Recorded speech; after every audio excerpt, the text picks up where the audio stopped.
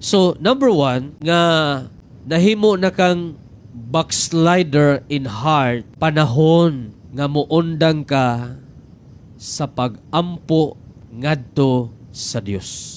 Mawala na gani ang imuhang mainampoon nga espiritu, bot po sabot, nisupak na ka sa Dios. 1 Thessalonians chapter 5, verse number 17, pag-ampo sa walay hunong. Ang problema, mga kaigsunan, tagsa na lang ka mo ampo. Kanabitang mo eskwela, kao niya, sige kag absent. Wala gyud kay tarong grado, wala gyud kay tarong nga makatunan. Panahon sa exam, magpanagana ka og answer. Wa man kaya ka tarong og eskwela, sige man kag absent.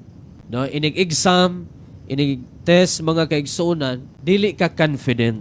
Sa atong Kristohanong pagkinabuhi, dunay mga panahon nga panagsa na lang tang mo ampo. Panagsa na lang tang mo dool sa Ginoo, makigistorya sa Ginoo. Bisan tinuod og sige kag basa, sige kag kadungog sa pray without ceasing. Pag-ampo sa walay hunong, ginamemorize nimo ang mao nga verse. Pero ang actual nga pag-practice sa imong kinabuhi, wala mahitabo. So inig-abot sa mga pagsulay, inig-exam, inig-test mga kaigsunan, wa tay confident.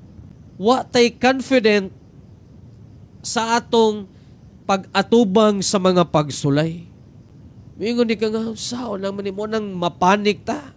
Ang punto diha ni Apostol Pablo, kanang pray without ceasing, it means do natay regular nga prayer. Nagsit na kag oras nga makigistorya kas Ginoo. Kay ang prayer, pakigistorya man na sa Dios. Sa ato pa, kung kulang kag pakigistorya sa Dios, kulang kag communication niya.